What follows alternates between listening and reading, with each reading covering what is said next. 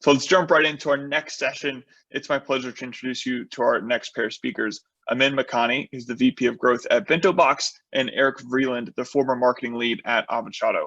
They're going to be talking to us today about marketing during a pivot, something that they both have experience doing, actually together as colleagues when they were both working at Yext. So Amin and Eric, over to you. Hey, let me do the Eric. I think we're waiting on him. Can you hear me? Yeah, we can hear you now. Awesome. How are you doing? I'm doing well. Very excited to be here. Amin, you want to start us off with some introductions? Yeah. I'm Amin Makhani. I was at Yext for about 8 years with Eric for some of that time, and we went through a business pivot, and I want to talk about that. I thought it was timely right now. A lot of businesses going through pivots because of the changing environment with COVID, and also just new business opportunities that didn't maybe exist before. And then I was at JW Player for a little while, and now I'm VP of Growth at BentoBox, where we do hospitality technology, both restaurant websites and online ordering. Great. And I started my career out at Yext with Amin. After that, actually joined Bowery Capital for a little bit, and was on the operations side, helping our portfolio companies develop sales and marketing plans, and obviously a lot of those early stage companies kind of figuring things out and going through pivots. So I think this is really relevant to that. And then more recently was at Avochato as the head of marketing. And we went through something similar where we changed our ideal customer profile and also the kind of size of the customers that we were going after. So lots of different examples that we're going to talk about today about kind of what to think about when you're marketing and your business, and kind of the underlying fundamentals that you've used to guide your marketing strategy for so long change. Yeah, exactly. I think this is too much of a giveaway for the whole thing, but question all of your assumptions that you have coming in, your previous assumptions that you were just going on day in, day out for maybe many years. And another thing I want to talk about too is that just it's so natural for businesses to pivot too early in a startup's lifestyle, life, because of the product market fit. You might be close, you might not be quite there, and you might need to make a slight pivot, maybe a big pivot. So I'm gonna bring up maybe you can walk us through the one that we underwent together, which was the Yext pivot, and what that was and how that affected. Yeah. Well, so this is in 2011, so it's about 9 years ago now, and Yext was a advertising model for small businesses, and what was happening was that we'd sign up small businesses, we'd drive them phone calls, pay-per-call advertising, and they would pay us on a monthly basis. And one of the challenges was that the bill size was variable, so that was challenging for us from a forecasting and LTV to CAC perspective, but also for the local businesses, because they didn't want a variable bill, they wanted a constant bill, and it gave them a lot of anxiety over, they didn't know what they were going to get every month. It could be high, it could be low, did they really get that much business? And that was a problem for us. So shifting away from that. And then do you remember the other reason, Bree? Eric? Yeah, so the other reason was because we wanted a larger addressable market. So pay-per-call only really worked when a consumer needed to set an appointment to interact with the business, and the new business model really worked for any business with a physical location. And so because it was something that we thought our customers would like more, and it gave us a bigger opportunity. Yeah, so I think those are two great reasons to pivot, is that the businesses, your customers like the product better, and you can sell it to more customers. And I think that's a win-win. And so as far as kind of advertising and marketing, the pay-per-call business, how did things change when we shifted to more SaaS product? Yeah, I think well, one of the things, and this is kind of for all pivots, is that think about your audience, your ideal customer profile. How much have they changed? Sometimes you're lucky and you stay B2B, and maybe there's the buyer in the business has changed, or maybe, but sometimes you move from consumer to business or business to consumer, or you move from small business up market to enterprise. And that was a component of the X pivot, was that now they could sell to bigger businesses, and that had less chance of going out of business each month or each year. What was it? And I think one of the things that was really important for us when we made this change was to understand, and we were doing this because we were building a product we thought that our customers would like more. And so before we had done the research to actually understand what our customers want, and we needed to make sure that that value prop was present across not just our ad copy, but across kind of our voice on social, everything on the website, all of our blog posts, everything needed to be kind of coordinated to share the message of kind of where the business is going and why this new product is going to be better for your customers. Yeah, I think, another thing I think about is the value prop that you're presenting your customers often changes with a pivot. And I think that we're seeing that too. BentoBox, it wasn't a pivot, but it was we launched online ordering around February, and it was perfect timing because that was in March. We saw a lot of restaurants shift to online only or pick up and delivery only, and this was a product they really needed. And the value prop is quite different from a website. In the website there's a big brand component, and although that exists in online ordering, there are other features that might be more important than the design and the brand, where the time to launch was quite important. The fee structure was very important. The ease of use for restaurants was important. The ease of use for the consumer was important. And these were things that were part of our value prop before, but now you're making them front and center when maybe they were the second thing you mentioned earlier. And this is especially relevant right now during COVID, because I think even if your business isn't pivoting completely, your value prop is still changing, and the offering to your customers might be different during coronavirus than it was prior to coronavirus. Yeah. And so making sure that you're changing your messaging appropriately across all, your entire public facing marketing materials is important now more than ever. Then the next thing I kind of want to talk about is channel discovery. Is you spend so much time as a marketing team figuring out what channels are working for you. Like, some businesses B2B do very well on social, and some have a lot of trouble finding success on social. Email, I feel like is good for many businesses, most businesses. And now in this pivot, what you might see that you're seeing other channels be successful, and you previously were having success on Instagram, and now you're not, maybe because this exact message isn't resonating there as much. And I think it's a great time to re-examine all of your channels, rerun some small tests, and see if you can get wins in places where you weren't able to get wins before.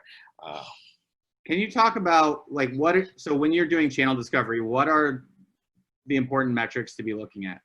Yeah, well, I think always think about can you, like CPL, sure, you want to think about CPL, but you want to make sure you're not driving bad leads. And I think that what's important too is that if you have a longer sales cycle that's months or even 6, 7, 8 months a year, you might not be able to make decisions fast enough where to pivot on your ad buys to be effective if you're waiting for the sale. So you have to kind of find micro conversions. So maybe you have the CPL, but then you find a cost per demo that's strong, and you can even kind of look at the names of the businesses that are coming through the leads, and as an early indicator of, are you targeting the right people? So if you're getting a CPL, but you can look and see in the first 10 leads, 5 of them are businesses you can't sell to, then that CPL is not the true CPL. It's double that.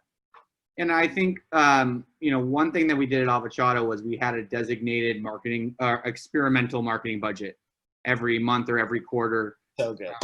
So do you have that in, for us, it was around kind of 10% of our marketing budget. Yeah. Because I think it's important to experiment, not just when you're going through a pivot and you're trying to find new channels that work for your business, but if your business is steady, your marketing might be forced to pivot just based on either the cost of the particular channel or the effectiveness of the particular channel. Do you guys have something similar set up as far as experimentation is concerned? Yeah, it moves up and down. Sometimes we have it, and sometimes if we find a channel that's working, we'll just like move all the experimental budget there, and then we're kind of out of experimental budget for that month, and we have to figure it out for the next month. But I'm a big proponent of experimental budget that doesn't have the same kind of strict lead ROI requirements, so you can really test. And one of the things that I think both me and Eric have seen a lot is that don't fall back just because you see a channel working for you really well for months, and you're like, you know what, I only have, let's throw out a small number, like 10K, you have 10K ad budget, and this channel, I can spend 10K there and get what I want. And you might think that, hey, we don't need to experiment on new channels. But what's going to happen one day is that channel's going to dry up. If it's a partnership email and they're not adding enough email addresses to it over time, that list is going to dry up. Or on Instagram or Facebook, like, good luck, and you could have algorithm changes on Google. There's all kinds of stuff that could happen to you. So finding one channel and sticking to it for a long time, or finding a couple channels sticking to it, is really risky. So always be on that lookout for more channels. And you might also find stuff that works even better than the things you think are working well today. Yeah, and this happened to us at Avochato, but we had focused primarily on the standard digital channels. I think especially coming from HubSpot and kind of an inbound marketing background, the idea, or at least I was taught earlier in my career, the idea of kind of out-of-home advertising or radio or direct mail, seen as kind of spammy or in your face, and that it wouldn't really work, and it was marketing of old. And we see that as, more and more companies are competing for the same digital inventory, and shifting away potentially from some of these more traditional marketing channels, it might be worth experimenting with those. Because we, had success, let's say radio was particularly successful for us when I wasn't expecting it to be. And I think, like you said, that the effectiveness of a channel is going to be really dictated by the audience that you are able to reach on that channel and the price that you're able to get for that. And then, of course, you have to have good messaging, which you should make sure that you button up when you either your business pivots and that you have the messaging and the copy all aligned as well. Yeah. With the copy thing, one thing is, like, if you might have an old blog post, you might have a few old blog posts that written 5, 6, 7 years ago that talk about this product in a different light when you weren't in that space. So make sure that you have that. You find those old posts and get them up to date based on your new pivot. One kind of Instagram horror story I want to tell, channel story. It's not about a business I've worked at, but it's a story I've heard a friend of mine tell me about a company that was doing very well on Instagram. It was a B2C business, and they were selling primarily on Instagram, and they were doing very well. But it was a physical product, and they started running into fulfillment issues where they were signing up too many customers. They couldn't get the product out in time. And so Instagram started asking the customers based on where the pixel fired on the website, that it showed that it was a confirmation. Instagram would survey those people, ask them how was the experience of buying it. They started getting bad reviews because the fulfillment process was bad. Instagram dinged them and they dropped them where the ads wouldn't show anymore. And that just cut the whole business off because they didn't have the channel diversity because they were being so successful on Instagram. So that's just a warning. So I guess as you are thinking about diversifying these channels and understanding the performance, you talked a lot about kind of cost per lead, but I think one thing that I want to bring up is that it's super important to have your attribution buttoned up. You want to have 100% confidence in your data. Or like at least 85%, 85% as it started. Confidence in your data. When I joined Avochato, we had a good visibility into what our cost per lead was and potentially even kind of cost per demo, but our attribution was not flowing well down the entire funnel. And so understanding we were spending quite a bit of money on paid advertising. And when we would spend more money, we'd get more customers. When we would spend less money, we'd get less customers. So we knew that paid was having some effect. We didn't really know on a channel by channel basis what was going on. And so that was the very first thing that I focused on when I joined, was working with our engineering team to make sure if we are going to use, and a lot of businesses do use, Salesforce as kind of the source of truth for their sales data, you want to make sure that your marketing data and your marketing information is flowing all the way through to Salesforce, because a whole lot happens in between lead generation and closing the deal. And if you don't have visibility into that,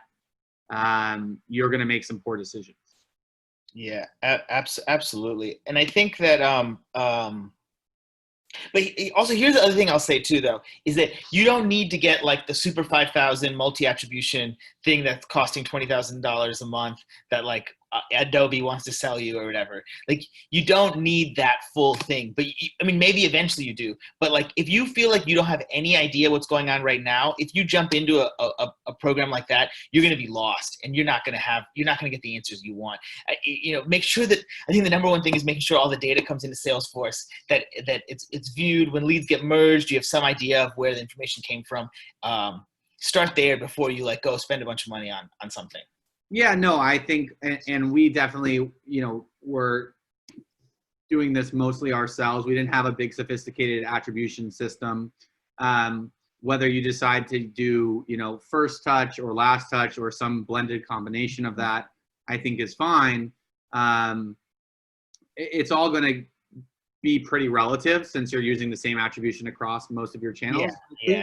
And so I would just make sure, I think the biggest problem that we saw or that we had to fix was making sure that every lead or customer that came in from a paid channel, we actually attributed to the right paid channel, and everything that came in from an organic channel was actually attributed to organic. Yeah. Then you can make actually smart decisions about kind of budgets and things like that. Yeah, absolutely. And I think sometimes you got to go dark to really know what it does. Because there's like a cross attribution, especially because you have multi-device, multi-platform, multi-browser. You might have multiple users at an individual company inbounding different email addresses, and there's a lot of little confusion around that. And one way you can really tell is by like going dark in something and seeing what happens there. We actually did that pretty recently at Avochato. We were advertising on Facebook, and our cost per lead on Facebook was great across the board, but since we had attribution figured out, we knew that our cost per customer was pretty abysmal. The conversion from lead to customer was just not there. But when we did increase spend on organic, we did think that, or on Facebook, we did think that there was some spillover into our organic channel. Yeah. We didn't know how much that was. Yeah. The only way really to figure that out is to take a week or take 2 weeks and shut it off. And I would just say, in our case, it was nice that we shut it off and there was little effect on our organic customer acquisition.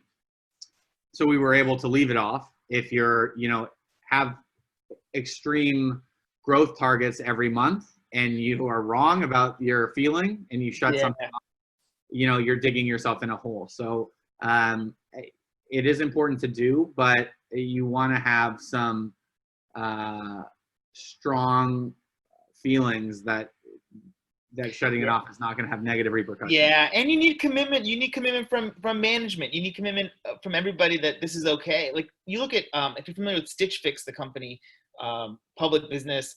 I think that the street doesn't always love that they do this, but they do a very good job of turning off TV advertising in their off quarters, or slowing it down and turning advertising back up, and really understanding attribution, understanding the cost of acquisition and what impacts it, and running these experiments that does hurt user acquisition at times, but it pays off in the long run. And I think that's I think you need buy-in. You need buy-in from management to be doing that.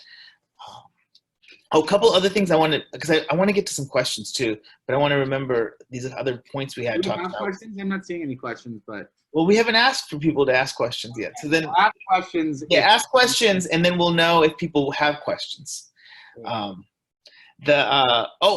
thing that I've seen too is that in pivots, a lot of times you'll see the sales cycle change, where we saw that too with websites versus online ordering. Online ordering has a faster sales cycle. People want, I mean, also there is a COVID component to this, that during COVID, people want to get up quickly because their business is now moved to fully off premise. But you'll see that with different products, you'll have different sales cycles, and it could be dramatic. It could go from like 2-3 months to 2-3 weeks, and if that's the case, you want to make sure that your marketing is keeping up with this, and that you are adapting the metrics you're looking at to make sure that they're timely to the new product. Like if you move to a later sales cycle, you might be used to looking at ARR over cost in a month because it went quickly, but now you might have to look at cost per demo because it's taking longer. Got it. And so I think that also made me think of an interesting question, which is, we're speaking a lot about this from the marketing perspective, but a lot of what marketing is responsible for is feeding the sales team leads. So how do you help the sales team kind of close deals, or what are you doing to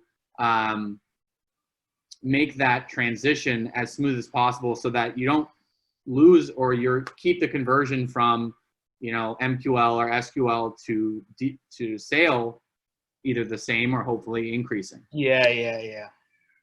Okay. We do have one question. I want to talk one last thing about retention too. It's just that is that the new products will have different retention likely than your old products, and to assume that they're all the same is bad practice. It's likely untrue. So, and even if you have annual contracts, there can be early indicators that retention will look worse in the future. Just like if you have like a kind of customers that don't end up going live, or usage, or something that can give you a metric earlier that this retention is better or worse on your new product. And I think that's really important to remember, because that'll affect the LTV, and it'll change LTV to CAC. Maybe you're getting things cheaper, and also maybe it's okay. Maybe you're getting the cost of the customer much lower in this new product, and the retention is a little different, but the LTV to CAC is actually the same or better. You want to answer this question, Eric? What is it? It says, okay, unrelated to pivot, what is it like to be a marketing manager, VP of growth, day in the life for those that are aspiring to grow in their careers? Sure. Well, I think, it is, depending on the size of your company, it could be related to pivot, because being a marketing manager or VP of growth at an early stage company, you're probably going to face a pivot. And I think it's what's a day in the life? You spend a lot of your time looking at, spreadsheets or marketing reports and understanding, like we're talking about, performance by channel.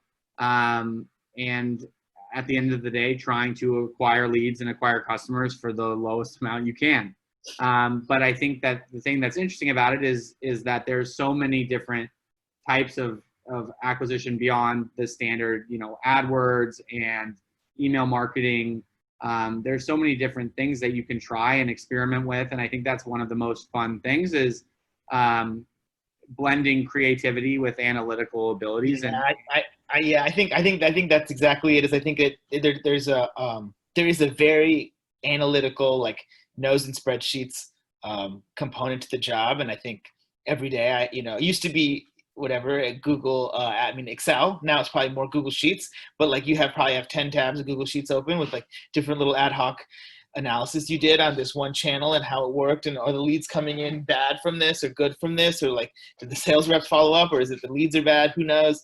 And so I think this constant analysis, but there's also being able to explain it to management, to sales, to yourself, that you understand what's going on. I think is a very, very big thing. Is if leads to opportunities have dropped, like it's your responsibility to figure out why. And I think that's a big part of the business. And then what Eric was saying about creativity, you really get a lot of creative. Because when you troubleshoot why things are either going well or not going well, there's an opportunity to either expand, make it better even than when it's going well, make it even better, and you have to use your creative juices to figure out what's going well and how you can dial it up. I think that also is tied nicely to the next question, which is there a moment that this is it, our company needs to pivot now? And I don't think that's not a decision really that the marketing team makes, but I think that there's a lot of leading indicators that will help inform. And as a head of growth or a head of marketing, or even if you're a marketing manager and you're just managing one specific channel, that you should bring to light to the rest of the company to show that. And on the marketing side, I think that's like ballooning costs of acquisition. Yeah. And just that the unit economics don't make sense. So like the payback period for, your payback period is over a year or 10 months to 12 months, and most of your customers don't even make it that long. And then similarly churn, although you're, less responsible for churn. But you can bring it up. You can bring it up to management that, hey, this math doesn't make sense. Yeah, you want to make sure that you're getting at least, paid back from your companies, that your customers, in a timely fashion. And so if you have incredibly high churn, then your LTV of your customers is not going to be high. The amount you can spend to acquire customers is not going to be high. And then you're gonna have very few channels that you're gonna be able to get to work for you. Yeah. Also, I can talk about why Yext had to pivot. You raise money at a fat valuation at at 125 million, and business stalls and it's not growing anymore. And you go from growing very fast, kind of 3-4x year over year, to growing at kind of 10% a year, 5% a year on this business, and you raise it on 125 valuation. You got to find a new business. I think that's hopefully not, you never experience something like that where it's that clear that you have to, but that was what happened to Yext. I mean, you look now though, the business is going to do 400 million in revenue in its public company. So it can work out. Amin, do you want to take the next one? Yeah. For small companies struggling to set up analytics, what do you think is the number one thing you can set up, look at to get started at some good stats to tell a story? I think that, well, okay. So two things. One is that if I don't know your business, if it's an e-commerce business, it might be a little different, but if it is a SaaS business or B2B business where there's a form in place, I think website conversion rate is like the number of people who fill out the form over the B2B fintech. Yeah, I think website conversion rate and growing that rate over time with optimizations you're making, I think tell a great story that you're finding more either optimizations you're making on the traffic side, getting better traffic to come to the site, or optimizations you're making on the website side. And also, this is another thing that I think that people forget, and I'm a big proponent of that, is you should be ripping off anything your competitors are doing successfully.